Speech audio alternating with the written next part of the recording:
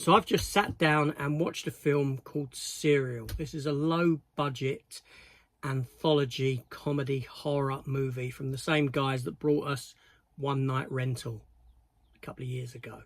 And it stars our very own from the community, Rick Malin, who you may or may not know.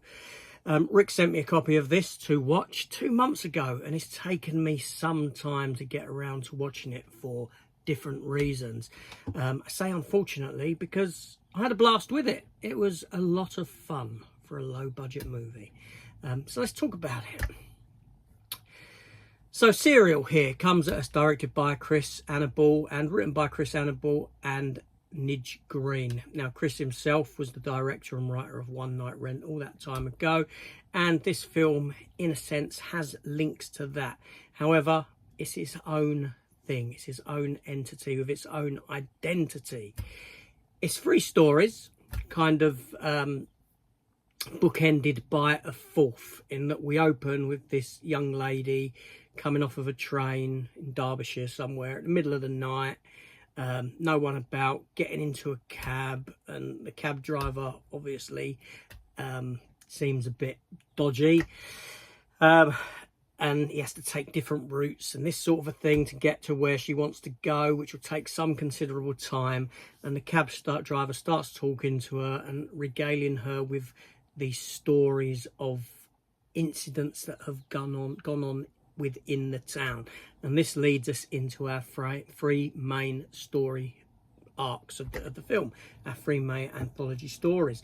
The first one is set around a group of paedophile hunters, predator hunters, the type of individuals that you get on YouTube that, you know, sort of catfish nonces out there and bring them to justice, shall we say.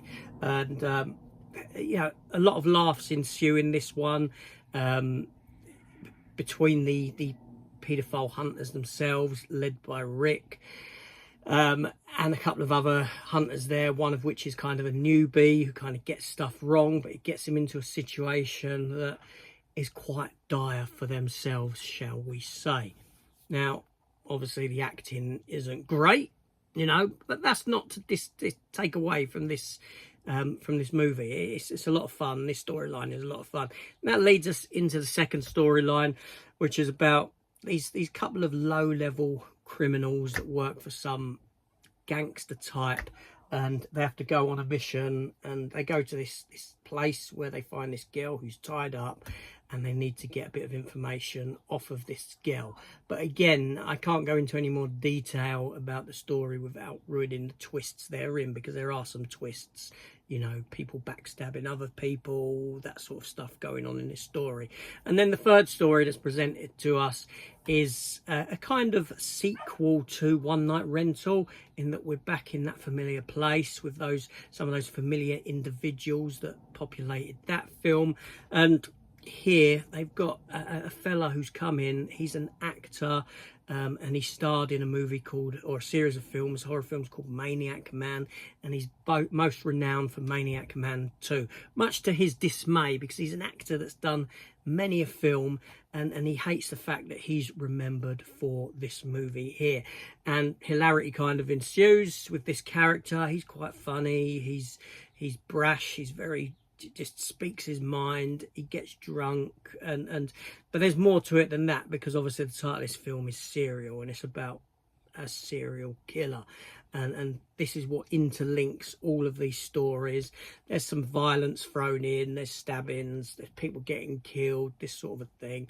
So like I said, I've seen, you know, a fair few low budget movies, and these ones always entertain. You know, it's about 90 minutes long, inoffensive runtime, but it passes by quick.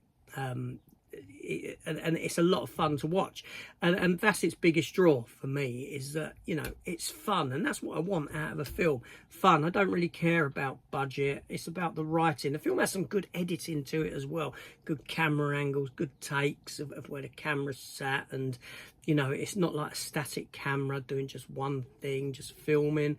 You know, you get different as you would in a normal film, you know. So yeah, I had a lot of fun with this project, and like I said, it's just a shame that it's taken me the 2 months to actually get around to watching it, because yeah, because of life got in the way. But yeah, so I highly recommend this is one that you go and check out. The film itself is available through purchase only. I'll leave a link in the description down below as to where you can get it if you're so interested. But yeah, so again, Ricky, thanks for sending this one over to me to watch. Sorry it's taken so long, but yeah, it was great. I look forward to the next project. I believe there's a 1-night rental or 2-night rental coming as well. I'll be interested when that one comes about. Thanks for watching all. See you later.